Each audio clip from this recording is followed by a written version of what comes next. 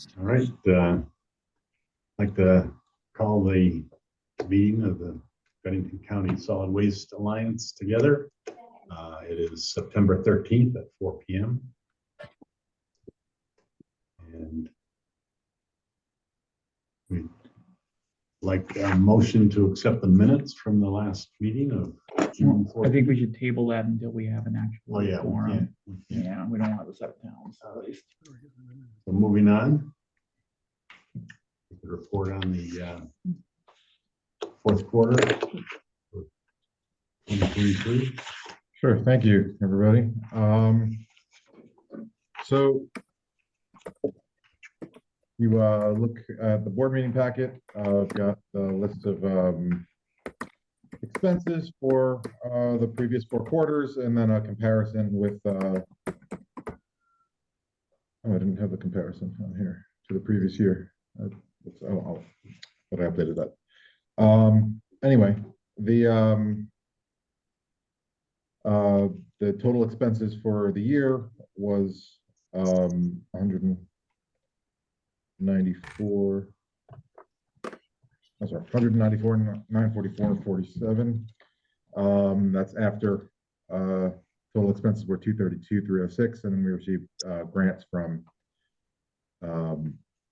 A&R and Ag and Markets.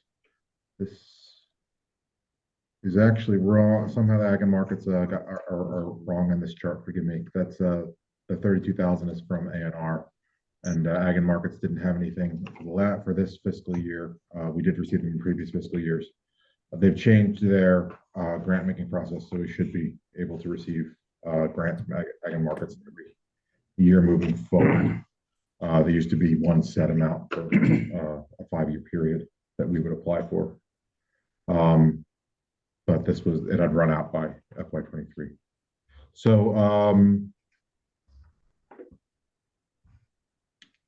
yeah, so we are within the annual budget as expected. If you look at the distributions here by town, everything's outlined, and yeah, the last quarter's billing should be coming to towns shortly.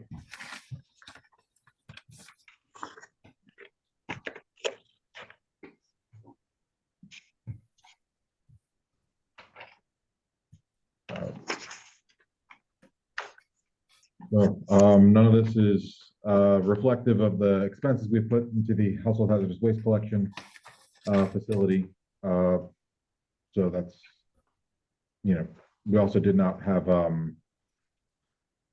the first day of opening the household hazardous waste facility was July 31st. So it's not really reflected here, any expenses in quarter 4 for operations.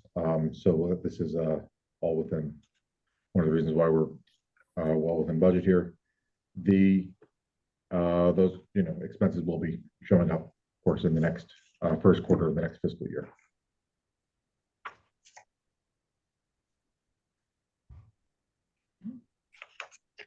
Are there any other questions about the fourth quarter FY23 report? Fine job, Scott. Yeah. Thank you. Now moving on to the permanent household hazardous waste facility. So attached is our final budget, showing that we spent a total of $106,739.74 in reimbursable expenses before the date of July 31st, which is when our grant period with A&R ended for reimbursable expenses. This means we have now submitted all the invoices to get a reimbursement of $64,043.84. I can break that down into town, what you'll expect to get back shortly, but I wanted to have a little bit of a conversation with you because there have been a few expenses since the July 31st period, and I just wanted to ask whether you wanted to. We have a large amount of cash now sort of in reserve still from the towns. We collected a total of $120,000 for the entire project, just in case we had some cost overruns. But we only spent 106, so we do have a surplus right now that will be reimbursed to you guys. I'm going to do follow-up with each of you individually and see if you want to check or whether you'd like a credit applied to your account towards further payments towards the solid waste implementation plan and working with us.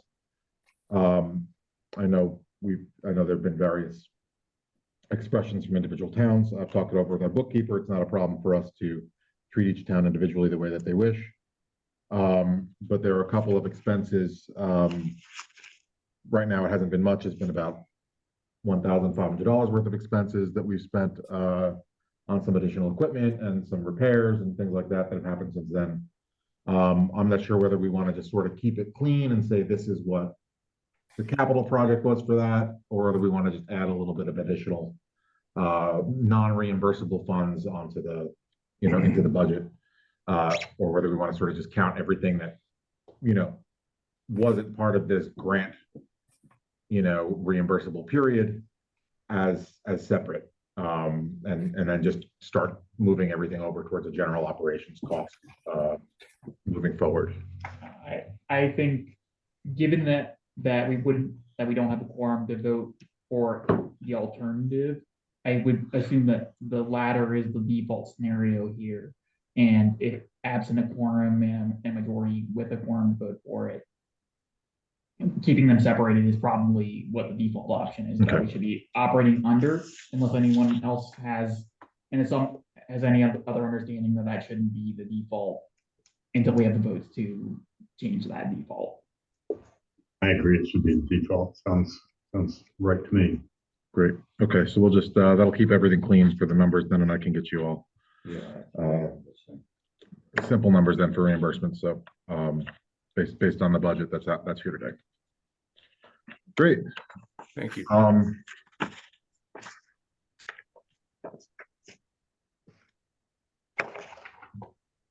Will you have an understanding from Heritage when the season wraps up about the tonnage that was collected? Yeah, I'm going to get a full. Categories? I'm going to get a full amount and breakdown of tonnage. In fact, I'll get that already when I get invoiced for every single shipment. So I will be getting. I'll have to compile those myself. Every single time that there's a shipment out, which I guess brings us to the way shipments work and operations work. So the we've been doing pretty well so far at the facility. We've had 7 weeks of operation. We did have one hitch, which I believe I emailed you about when we first opened up, that there was a problem with the online reservation system. We were only able to book half of the appointments that we had slotted every single day for the first few weeks. In some ways, that was a little bit of a blessing in disguise because it allowed us to sort of slow roll the entire process and get the folks who were on board with us from Heritage. Soft opening. Yeah, right. Extended soft opening. Right. So after week 4, we began opening up a bit more the amount of people coming in, and for the past 2 weeks, we've had just full access to the to all 18 appointments per day, and we've been averaging about 17 appointments being filled in advance, and we've had 1 or 2 people not show up, but for the most part, people have been showing up to their appointments. Operations are going to continue. We scheduled the season to close all the way till on October 30th, which will be the last Monday that we're open. And we've seen some good usage of the facility by folks from towns all over the region. So no one from Sandgate, Searsburg, or Glastonbury has come to an appointment yet, but we have had folks from the 10 other towns listed here on this chart, including Rupert, with the majority coming from Bennington, but a good number of folks also coming from Arlington and Manchester and Sunderland to the facility as well. Hi, sorry to interrupt. This is Linda from Sandgate. I will rattle some cages at Sandgate and get some waste together so we get some Sandgate residents there. There must be some hazardous waste somewhere in Sandgate. Yeah, well, happy to see the folks when they come down for their appointments. Again, we've only had 93 appointments to date, so this is the beginning, and we'll see however that pans out as we continue towards the end of the season. Well, I'll tell you, Scott, I'm pleased to see Pownell's got 11%, and basically is what our percentage is, we're 9 something.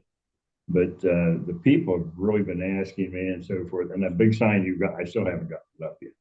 I got to find a good place for it where they can see it. Thank you for the sign. I have been trying to thank you for that.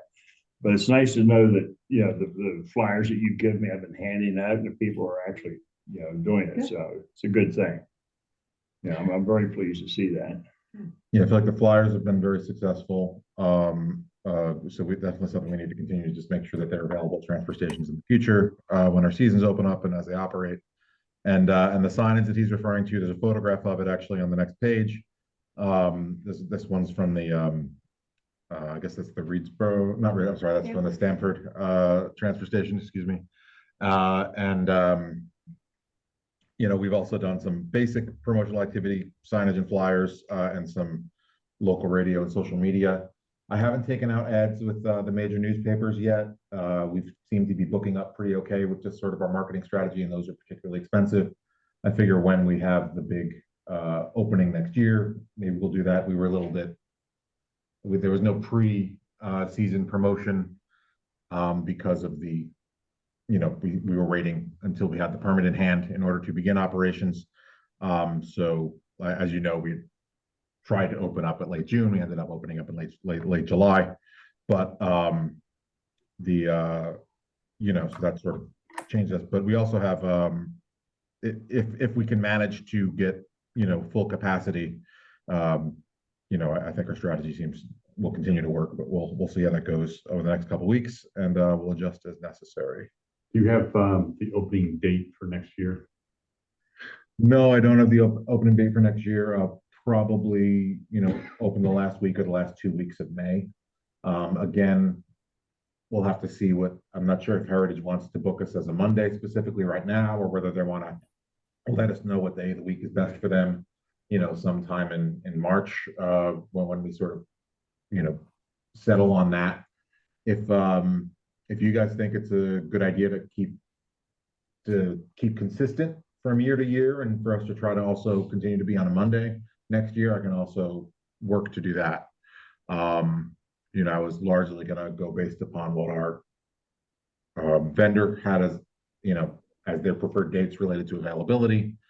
Again, I assume Monday will continue to be a decent day for them. They've been good most of the time as far as coming in. The first day on July 31st, they were fairly late in arrival. But every other time they've been around by 9 or 9:30. There's 5 crew members who have come to the site, 3, on multiple occasions, and it seems like these 3 are the ones who kind of will continue to be the ones who come to our site and work with us. And that's been convenient because there isn't an onboarding process I have to go through at the beginning of each week anymore if it's the same staff members.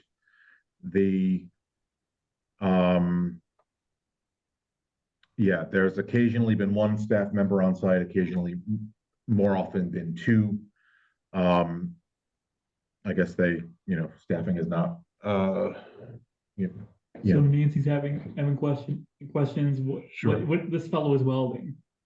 Yes. So that is a pallet jack. So we have a hilly site, and despite there being asphalt in certain areas, we need to be able to get things up a hill in a way that a normal pallet jack does not.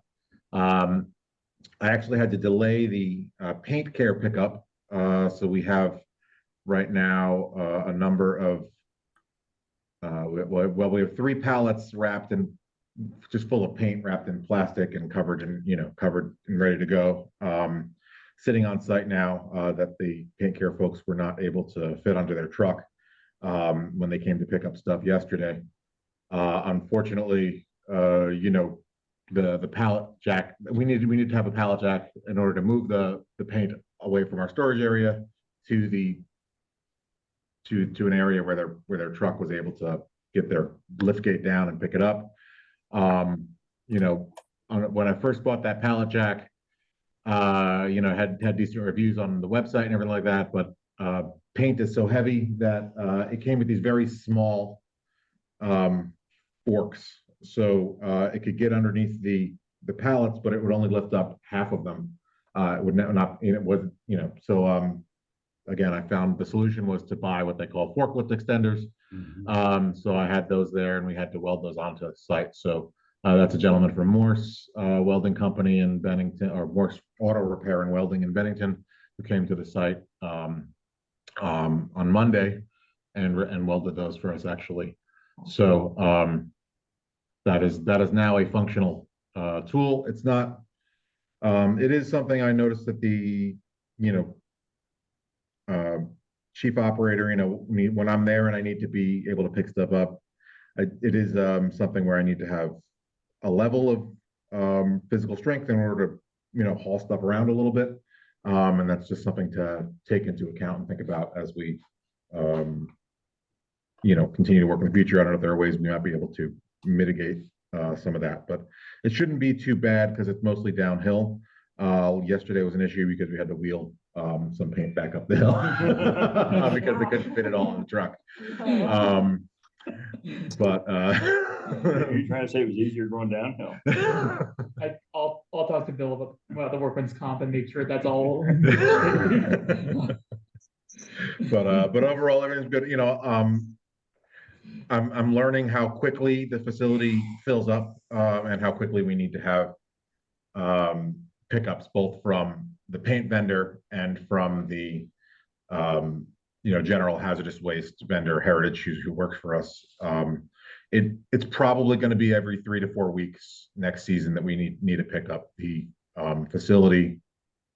You know, especially considering that we will be hopefully operating at full capacity with 18 attendees every single day.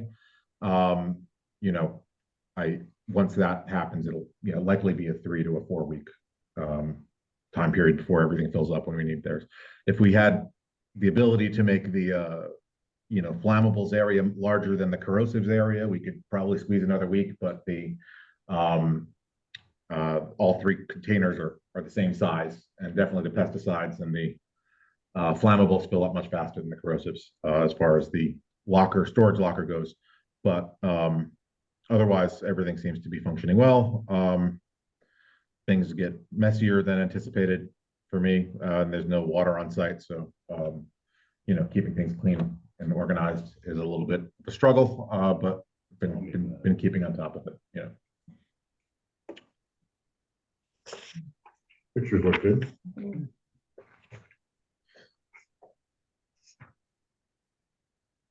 Yeah, so that's it. I wanted to talk about, now that we have hazardous waste figured out, we wanted to shift the conversation to talking about additional waste collection opportunities. There are 2 PowerPoints that have been shared with us from 2 different companies, Discover Books and Nextrex, who are creating alternative ways to or new streams of waste collection for books. And for Nextrex, we know is the folks who pick up plastic bags at the grocery store, but they're looking to potentially expand operations in the area. And Paula will sort of lead us through some of that. Hello. Are you expecting more people? No, but it's a public meeting, just leave it open. Thank you. Okay, so the first one I'm going to discuss is Discover Books.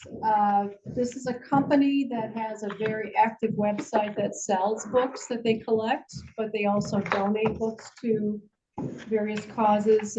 Some get shipped overseas for developing countries that don't have books, but books generally can't be recycled at curbside or in transfer stations as well because of the binding and glue involved in a lot of hardcover books. So they have come up with a system of collecting tons and tons of books. And this organization made a presentation to all of the recycling coordinators back in May, and Rutland County adopted a recycling program with this company.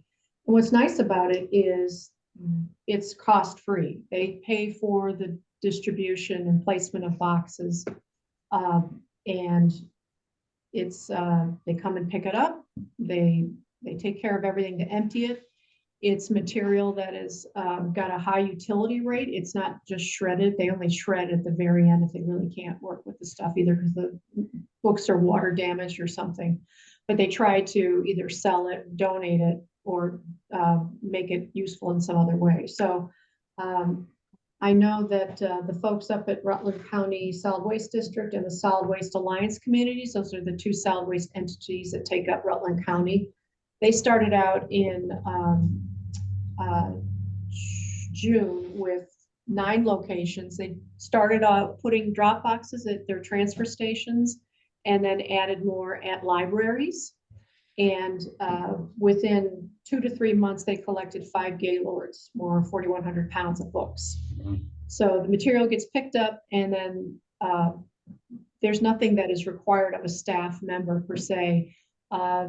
I posed the question, what do you have when you've got a box right next to a potential drop box at a library and somebody puts it in the wrong box?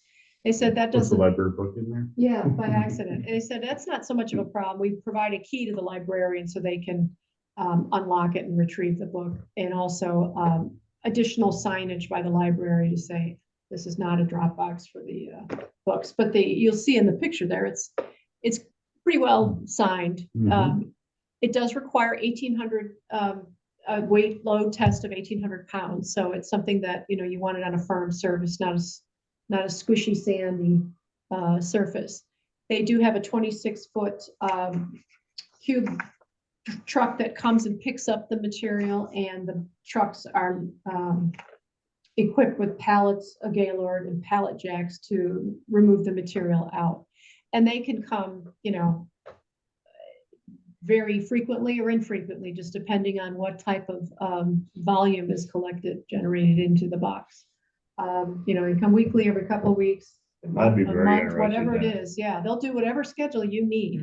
You know, you can just, as long as it takes, you know, in the initial weeks, it takes someone to kind of keep an eye on it so it's not overflowing and, you know, stuff entering there. But they are very responsive.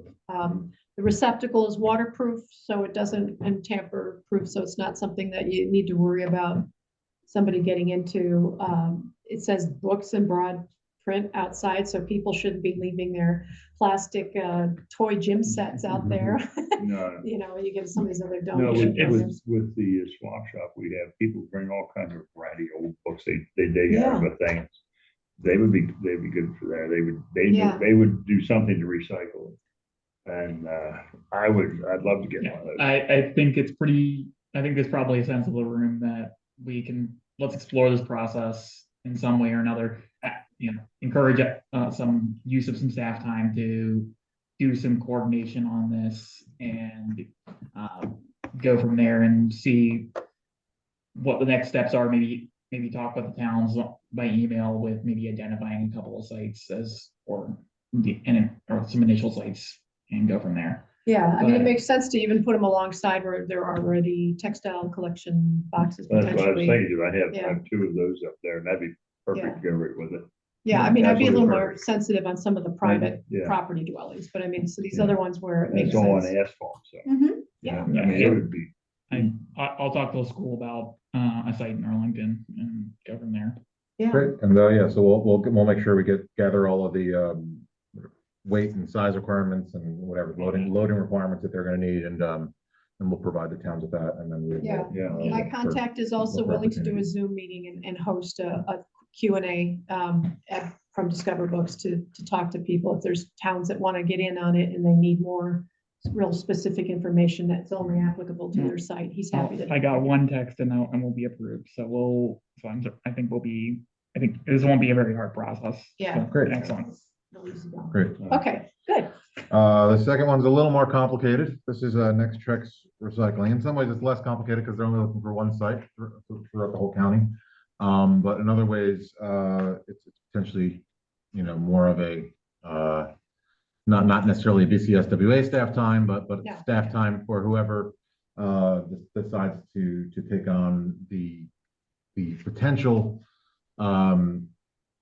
compressor, right? Or It's a- it's it's a a baler, baler, the yeah. baling unit that they're looking to put into the area. So to give you a little background, Nextrex is the Trex decking company that uses the low-density polyethylene film numbers 1 and 2, or 2 and 4, collected traditionally through grocery stores where we used to take our bag of bags back to the vestibule boxes in the lobby there and drop them off, which they are still doing. That is post-consumer plastic film. They also have a full commercial line of collection through major warehousing, major manufacturing sites where a lot of plastic film is generated in the course of shipping and receiving and manufacture, which they also do.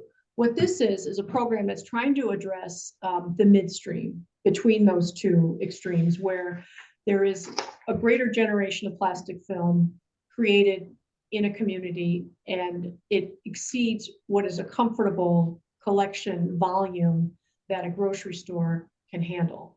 Right now, the grocery stores take their own material that's generated, plus the consumers. They may or may not have a baling baler on site. Most of them don't around here.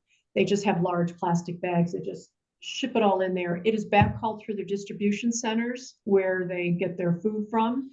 And then from there, it's trucked down to Trex Corporation in Virginia, and it's turned into decking material. So they make money off of that plastic film. What Trex is doing here is trying to set up a midstream program so that this type of material could be collected locally and processed for pickup as it would be done through a distribution center, but on a smaller scale. So they're incentivizing communities or organizations or an entity with upfront paying of the cost of the baler, which is really the stumbling block for a lot of these organizations, because a baler is anywhere from $13,000 to $16,000. So what Trex is offering to do is pay for the baler. You don't get any money from the commodity you capture, but you're not having to pay any cost outright. I was on a conference call today with folks from Trex with other recycling coordinators throughout the state about this program. And essentially what it would require to offset that cost of the baler initially, then you can get your own money generated from it. It takes about 2 entire truckloads, which is 40 bales. That's a 53-foot trailer. It holds at least 40 bales. So if you get 2 full trucks there of bales, that usually is enough money generated from the wholesale cost of what they capture to offset a baler. That could take a year, could take 2, just depends on how much generation of plastic film is brought in. The bales themselves need to be 750 to 1,000 pounds easily so that it is dense enough. And that's why the baling is so important. It does also require 3-phase power to operate the baler. So it's not something you just plug into the wall at home or something. It does require. Yeah, it's triple phase. They need that. It also needs enough space to hold at least 20 bales of film. So it requires some warehouse space. Now they can do something smaller, which is a spoke type to a hub, meaning if you want to work out something where you have more of a shed, you don't get the baler. You can create a collection of plastic in a baled bag, or a bag, not baled, then take it to a grocery store with an agreement with the grocery store to collect it, which is just another smaller version, kind of like a community built thing. So I think it's important for us to clarify for everybody here that the main target for this type of baler, though, is not your sort of citizen residential user and collector of plastic around the household. I'm sorry. Yeah, that's all right. I was just going to explain. I kind of pushed this program because through my outreach in businesses, I'm finding more organizations, whether it be light industrial or retail, that generate a tremendous amount of this plastic film. For example, outlets that sell the garments in Manchester, where there's lots of inventory turnover in these outlet stores. Each one of the garments, in most cases, comes individually wrapped or polybagged in this plastic film, and they generate a tremendous amount of it. And it started a year ago when I had an assistant manager at an Eileen Fisher outlet store come to me and say, "Where can I take this stuff? It's like piling up in our storeroom." And I said, well, you can try to get into some of the grocery stores. And at that point, because of COVID, Price Chopper had stopped collecting, and they were doing a phenomenal job up until that point, and was taking it from the community in large quantity. So there's a need for that type of that volume. There's also, I've taken the initiative to talk to places like Shaw's, who will take it to an extent, backhaul it when they have trucks available, if they're given prior notification to their distribution center. But it is a lot of ducks have got to line up just right to make sure that runs smoothly. He's very willing, but there are days when his truck goes off then to Cabot Creamery. It doesn't go back to the distribution center, so he can't, and he has no storage space in his stock room. It is really small. So this is the reason why I'm trying to see if there's ways we can do this. The collection of the community-wide program that folks started in Arlington 3-4 years ago collapsed under the weight of COVID and never restarted, but they had Gaylords collecting in the East Arlington Park. You remember that? Not just right here in the main Yeah, park. that's what I mean, the Yeah. park rather. And they were doing a good job, but they'd run out of a resource to drop it off. So this is something that I actually approached RK Miles a couple of weeks ago in a written proposal to them, because it seemed to me they may be a good fit. They have a very strong sustainability business model. They generate a lot of it on their own, and they're centrally located to a lot of these other producers of the film. And while they weren't saying, yeah, we're ready to sign up, they didn't table it either, negate it either. They said they would consider it next spring. It is a logistical thing. So I'm basically today trying to bring this matter up to see what we can do to get the conversation started, to find maybe a stakeholder in our communities that has the capacity to host something like this. It's not specific that it has to be anywhere centrally located, because if we can get the word out, we can say it's our location in the county somewhere. So it's not so much it has to be in one specific spot, but it does need a place where the material stays dry, that there's enough room to put in 20 pallets or more, and can supply the power requirements and flat surface to keep the baler level. And there is occasionally a staff member to operate the baler Right. when people show up. right. The other also thing is, she said today, there is no written requirement that you can only bale that material in there. You can bale other stuff in there. So if there's cardboard or something else you want to put in there, that's fine to bale. The only requirement is that the material be dry, so it doesn't impact the other plastic film that you're baling at some point throughout the process. They also will give a market price of 14 cents a pound, whether you pay for the baler up front or the baler is paid off eventually. It's a level 14 cents a pound. It doesn't fluctuate with the market price as it does for them when they are buying, they're selling it on the market. So that's kind of how it goes. So I don't know if anybody's got any questions, but it is something that I think we would love to do. The other program I'll just mention as an aside, polystyrene. There's another program that they're looking for help that I got a great presentation on today that is actually very much shepherded through New Hampshire through the Rotarians and their different organizations that host these compacting machines that compact it down to an ingot, and then the material is sold off to They heat and compact it. yeah, it's chopped up and then extruded heat wise into these, poured into this form, and then you just pat it down with welding gloves and it turns it into these ingots. And so we had spoke about polystyrene collection potentially last year. I don't know if that was whatever. It's one of the board meetings last year. Yeah, we did. And we had because Northeast where that baler is located was running a pilot. They were looking for other areas to help assist and engage their local civic communities like the Rotarians to see if they would be willing to run collection drives and do a truck. We declined to participate in that last year, but I guess that has it gone well for the Northeast Kingdom as well. I was unable to make it wasn't the Northeast Kingdom so much, it was New Hampshire, and what they are looking for is other people to set up a hub, which would be one of these machines, so that any other organization or entity could take the material an hour's drive or less, because they figure that's where the cost effectiveness is. If you can drive less than an hour to these places, because of the weight versus, you know, the trucking costs and everything.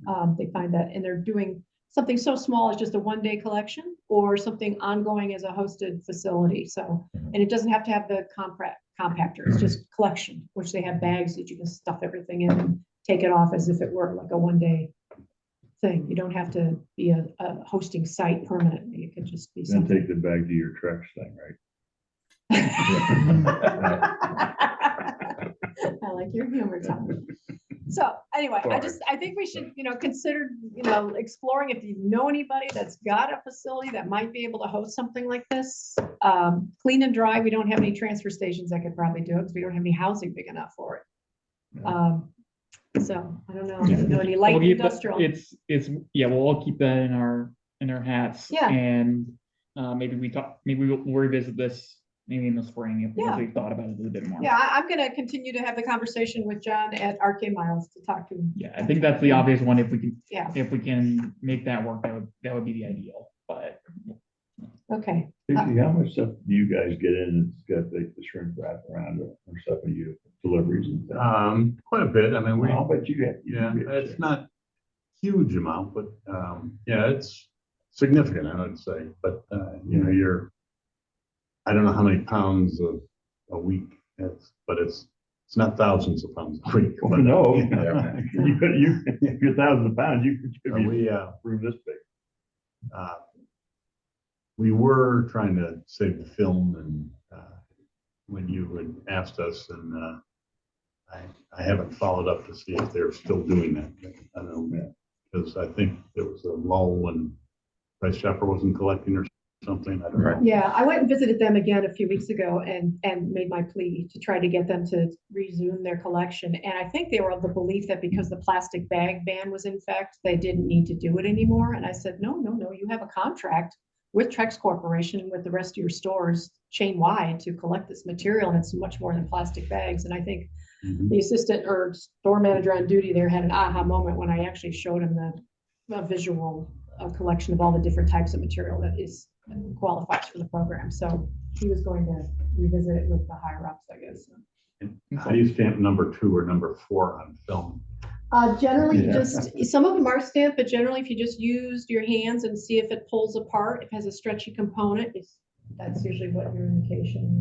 And color doesn't make any difference? That's correct. No color, doesn't matter. It doesn't matter, just as long as it's not got stuff stuck to it. So take the labels off, and it has to be dry. So. And no food. Yeah, no food. Yeah. So, okay. Excellent. I'll go on to my outreach updates here real quick, and then we can talk about this other tips and enforcement things one. So just this past, since June 14th, we've been working on getting the household hazardous waste facility known to the world. We put a PSA together. I started with a radio ad that we turned into a 60-second commercial that we put on GNet and Cat TV and the social medias, website, at Facebook and Instagram. Lisa Beyer and Scott joined us at with Cat TV to do a segment of Trash Talk, which was filmed and uploaded, and I also shared it with GNet TV, so it was broadcast on their channel and posted through their social media. We distributed the flyers, the informational flyers, to all the transfer stations, all of the town halls, all of the libraries, most of the post offices, and a lot of public messaging boards to get the word out as well. Been doing continuous events and business outreach. Went to craft producers last weekend. There's Southern Vermont Craft Fair. Made another visit to Summer Equine Festival. I've been helping Hildine. They've been doing some ongoing programming and wanted to understand some materials management. And they've asked me to come. They haven't got a date set, probably in November, to do a presentation to their employees. Let's see, I also met with Karen Keisinger of the Bennington Free Library to set up presentations in the future for public education, Recycling 101, which will be in December, and waste management for landlords and property managers in January. And then hopefully, my fingers are crossed, because somebody's very passionate about this on their staff, to do a repair fair in February, the dead of winter, when people want to get out, hopefully.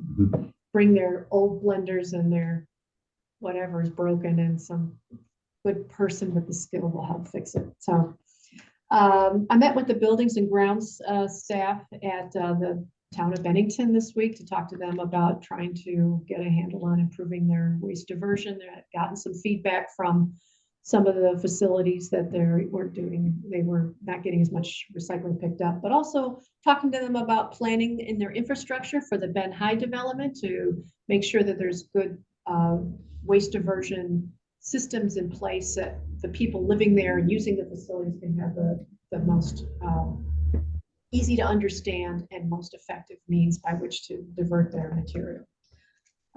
We worked with the state of Vermont. They've asked me to file reports, or not reports, but give them information on whether there's non-compliance with particular businesses for recycling. They have, I guess, started up their enforcement unit, which will lead me to my next topic here shortly. And I also met with the Bennington Energy Committee. They've asked us to help with the summit they have planned in, I think, the winter of 2024, but they've offered their help in trying to coordinate more outreach that mirrors what we do to get more people understanding proper waste diversion, getting people involved in setting up programs of composting and others where it really isn't taking off. And then just getting more messaging out there, which is good. We assisted them by giving them resources on materials, and hopefully that conversation will continue. So we're dovetailing into tips and enforcement, which came out of the conversation I had with the business outreach unit organizer at the state of Vermont, DEC. She follows up on initial information she receives about non-compliance within the food scrap ban, recycling, that sort of thing, Vermont's universal recycling law. And I asked her, because I said, now, are we doing enforcement? And she said, well, we will follow up with any complaint we get. And I said, okay, because there are people out there that I know that aren't really doing it. We are not enforcers at the local level. We're not engaged in any type of work like that. We just note that something like that they're not following through on what is requested, especially after I've been in there and told them what they need and what the rules are. So what we're bringing to the table here is just to start the conversation to see what would be our stance as an organization here and how we should proceed when we receive information from the public about complaints. When somebody says, like, for example, I got an email this past week that said, "Be advised," that was the title line of the email. And it went on to say that a landlord that had X amount of apartments in Bennington on such a street was not providing any recycling bins. And these laws don't work unless the laws have some teeth. So talking to the state, they said, we will follow up on all complaints. And I said, okay, so if somebody wants to go through your website, and they said, yes, it's better if they aren't anonymous complaints, because then we can at least ask some follow-up questions if we're not clear about what's being reported and get the details to make sure that we, got all our ducks in a row before we approach the organization.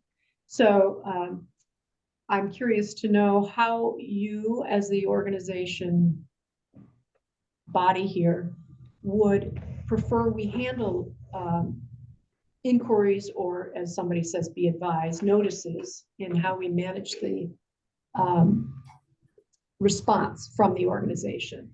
Do we just defer them to the state? Do we consider? I am exactly supportive of that. We should not be acting as agents of the state government here. Right. Exactly. And getting into the world where we are being deputized to enforce state law here is not something the Alliance should be spending our resources and doing things. If the state, we can certainly, and that's how I think most towns are broadly treating most matters of state law in this realm. Okay. If you have a problem with the state Yeah. highways, you send them to the highway department at state level. We don't go and act as intermediary there typically. So I think that's the best way that we can more evenly address this, in the same way most towns are addressing other interfaces with the state, so that when people are coming to these organizations we're not kind of ad hoc being deputized. Yeah. And I that would wanna be, do that. that, I'll shoot myself in the foot if I do that, because the next time I'm in front of that person, they're coming at me with sharp objects. And I don't oh wanna yeah, do that. no, we certainly don't want to we shouldn't be taking the state's bullets. And that makes sense with citizens, that delegitimizing the alliance with regard to its main goals is what would happen from being deputized to the state. We need to keep focused on our matters, and if the state needs to be adding staff to do that, then it should be coming at state expense, certainly, and under direct state supervision as opposed to our supervision. We're not prepared to be managing enforcement officials. Yeah, and I responded in kind to the woman with that same And, messaging.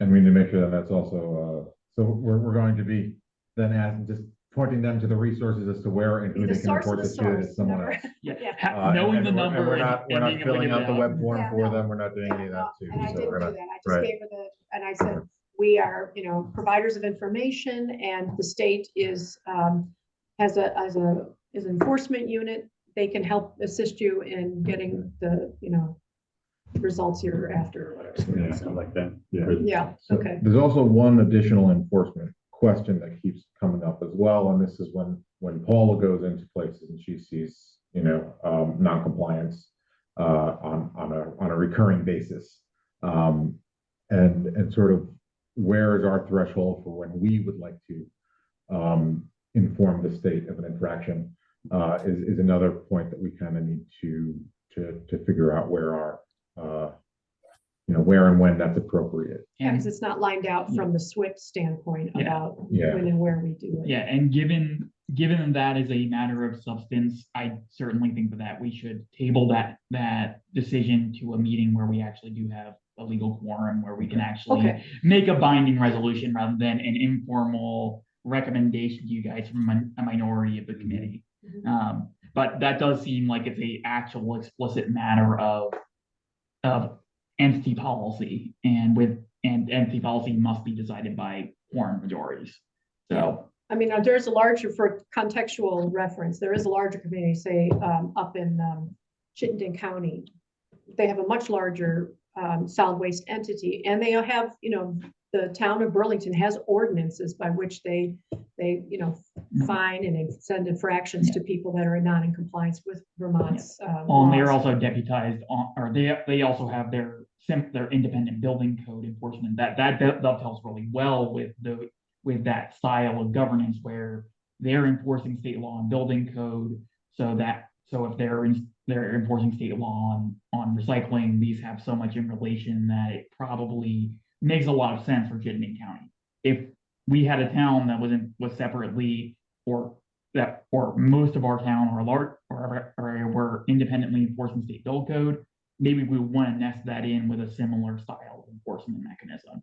But we're not like that, and we carry a little bit less of the state's water on some of these broader code and legal enforcement actions. So maybe our story is a little bit different. But I would see that as, like, from a citizen standpoint, if you're interacting with the city of Burlington on related matters, you probably make sense to be doing that there. But otherwise, we're not doing that. We shouldn't be doing that. And one other point, I will mention that the waste management laws, the Vermont's recycling laws, and the requirements as such also mirrors what Vermont's health code is requiring of landlords to provide minimum waste receptacles, and they must be separated streams, not, oh yeah, there's a garbage can, that's sufficient. It has to be organics, recycling, and so it's reinforced in the other code. And that actually really dovetails well with the fact that the state retook over from the health officers multifamily building code enforcement. Right. So ultimately, that for us, that this all reinforces that it's a state issue, and that all right. So what I'll do is I'll follow up with the other solid waste management entities and see if they have any kind of policy as to when they do report infractions to the state. I'll see if there's anything that seems to have worked in other locations, and then we can bring this up as a separate agenda item on a future board meeting. Great. Sounds good. Okay. Thank you for your feedback. Appreciate Thank it. It's good. Yeah, so the next item is public comments, but I don't believe there's any members of the public here or online.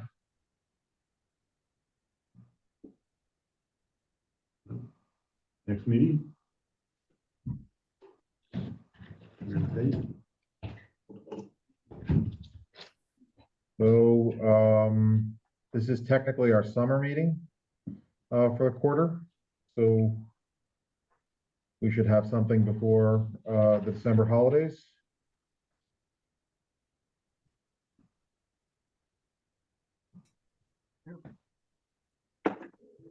So after Thanksgiving into December then? Yeah, so do we feel like, So December 6th would be. Well, would be I open. will not be here. There are deer in Pennsylvania that need killed. Bambi, look December out. 6th and 13th, the two December first two December Wednesdays. Trust me, I won't shoot a bam. yeah, yeah, we could do that, or we could do the 29th of November. Is that when is Thanksgiving? Thanksgiving's on the 23rd. So, yeah, we could do the 29th, the 6th, or the 13th, I suppose. Yeah. It's still the first week, so, That's first week of deer season. yeah, after Thanksgiving. You know, it's a Vermont state holiday. Well, It They is. don't give kids off here like they do in Pennsylvania.